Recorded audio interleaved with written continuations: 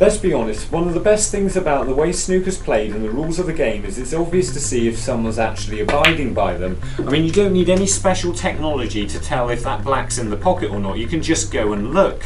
But that's not to say that nothing controversial ever happens. In fact, the game's had a fair bit to deal with over the past 40 years, from the odd clumsy rule to earth-shattering revelations that could have seen snooker removed from TV schedules.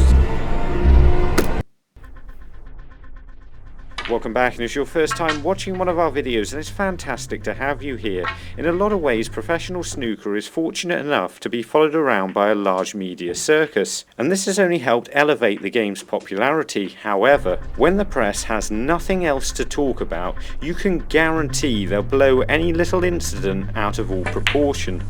So this is my list of the top 10 things to happen in snooker that I think are genuinely controversial.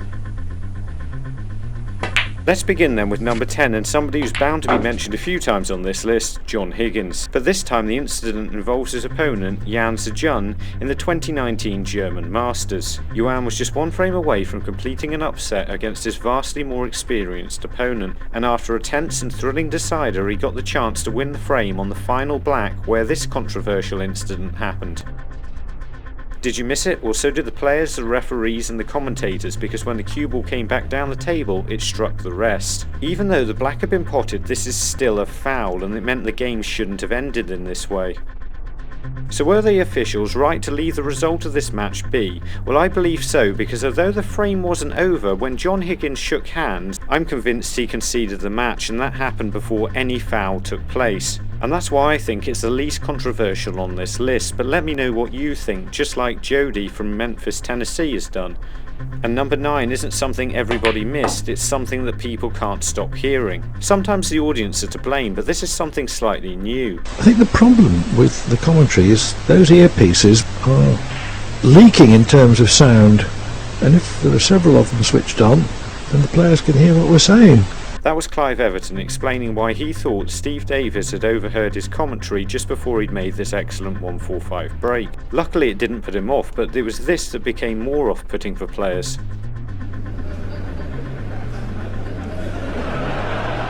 The black has it. Oh! Gravity took over. If they were playing on the moon, that wouldn't have dropped. The crowd laughing at commentators' jokes, and every now and again it would happen when the players were actually on their shots. Neil Robertson had had enough of this, and before his 2013 United Kingdom final against Mark Selby, he politely asked commentators to save their old man jokes for when the players finished their shot. Did it work? Well, Robertson won the title, but unfortunately the bad timing of the jokes hasn't changed. Now to change our map with Jamie and Leighton Buzzard. Number 8, you've probably seen this guy coming. It's weird now to think that playing a fairly straightforward shot left-handed that you can't reach right-handed could be at all controversial, especially when you're a long way in front in the game.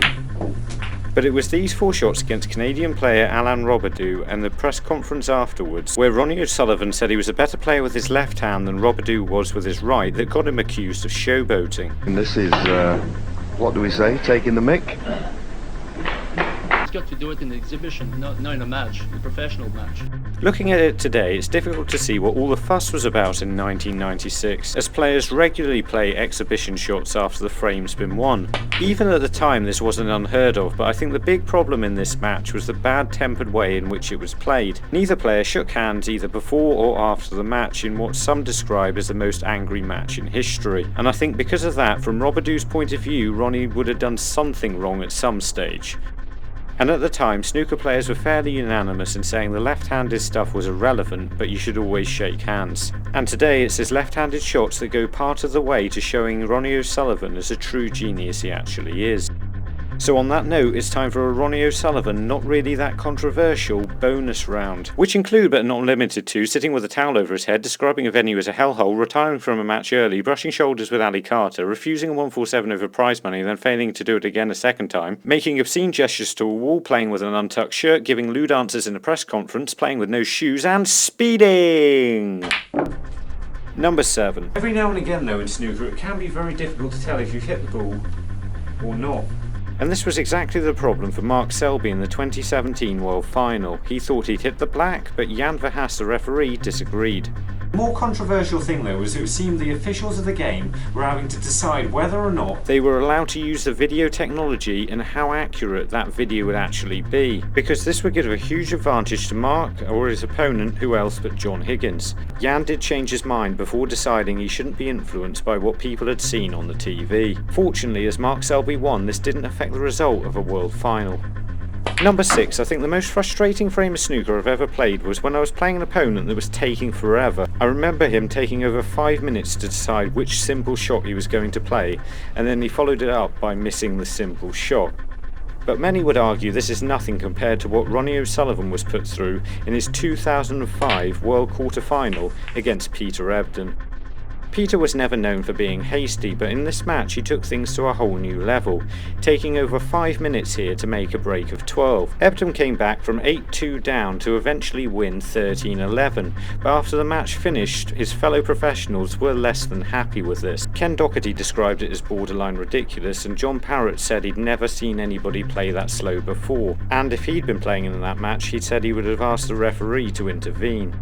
In Peter's defence, he said he was just trying really hard against one of the best players to have ever played the game. One good thing to come out of this is it did get everybody to consider introducing something resembling a shot clock. However, introducing anything in this area would be potentially controversial, as it would affect some players more than others, and unfortunately at the time of recording this 14 years later, nothing's been done about the problem. But what does Ronnie think of it? I couldn't do what Pete Ebdon does, put it that way. I tap my mouth, so he's got some stamina, that bloke, you know what I mean? But, you know, he can do that, you know. I mean, I'd end up with a sore head. We're also being joined by Thomas in Melbourne in Victoria, Australia. Number 5, and it gets a little more heavy going from here on in. When you've got a touching ball like this, you have to play away. That would be a foul. If the balls are apart, that's fine, but you can't do this. Playing a push shot is when the cue ball runs on unnaturally fast like that. But if you're playing the shot with backspin, it can also jump up in the air quite a bit. So when Cao Yupeng played this shot in the first round of the 2012 World Championships,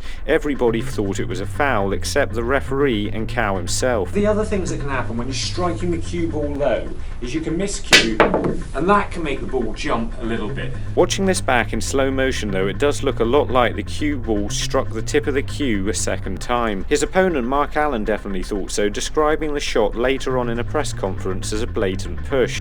And to make matters worse, this is how Mark had just lost that match. Well played! Hang on!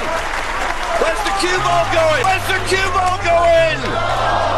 Mark eventually had to apologise after he was fined £10,000 for describing Cao Yupeng and other fellow professional Lang Wenbo as blatant cheats. I think it probably was a foul, but I'm not 100% sure, so let me know what you think. Number 4 begins with your typical average snooker break-off, where you're trying to return the cue ball back to bulk safe, avoiding the blue and bulk colours, unless... Welcome to the Quinton Han I've lost my head routine. So this is Quinton Han and his insane tactic for when everything was going wrong, and to be fair, once it did actually work. To start off with, I think he's right in so much as this gives you the best possible chance of actually potting a ball off the break.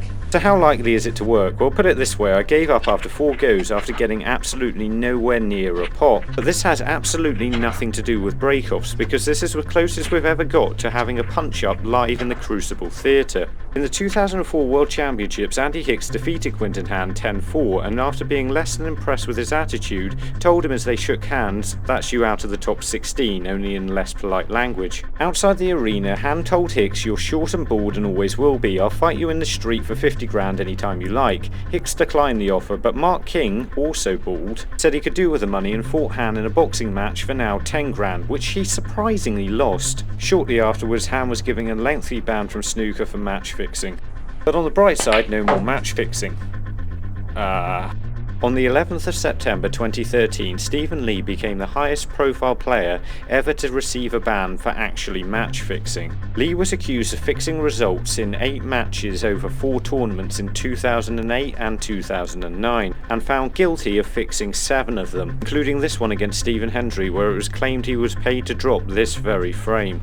I have to point out this was the result of a full and thorough criminal investigation, where Lee was also fined over £150,000. World Snooker were pushing for a full lifetime ban, but as Lee will be 50 before he ever gets the chance to compete again, it's unlikely we will ever see Lee play another full professional match. Lee has always protested his innocence, claiming his match-fixing prosecution completely lacked evidence. And it is difficult in this match to find any shot that looks like it was deliberately played wrong, so I'll leave a link to it in the description so you can have a look for yourself and see if you can find anything suspicious.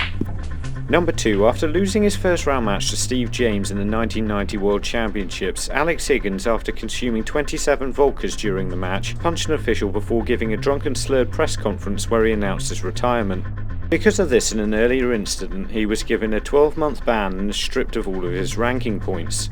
Looking at it now, this is less controversial and just sad, and thankfully he came back and got the chance to retire properly after a respectable loss to Ken Doherty in the 1994 World Championships, where he left to a standing ovation. Everyone who follows snooker should have absolutely no doubt about what number 1 is.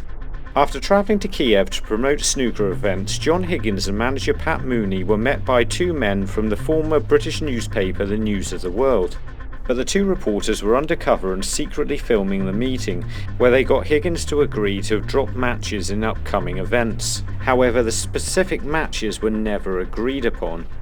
What most people don't realise, however, is this actually took place during the World Championships, after his second round defeat by Steve Davis. John claimed he had no intention of going through with anything and that he would have said anything just to get out of the room. But this didn't stop the snooker authorities issuing him with a 6-month ban for not telling anyone about the incident and arranging to fix matches. A lot of people felt he got off far too lightly for causing a controversy that could have brought down snooker. But if you want to find out less about how to bring down snooker and more about how to play it, then these videos will show you how to cue straight and how to aim more accurately. And remember, don't just watch, play, and make the commitment to becoming a better player by subscribing to the channel. See you later.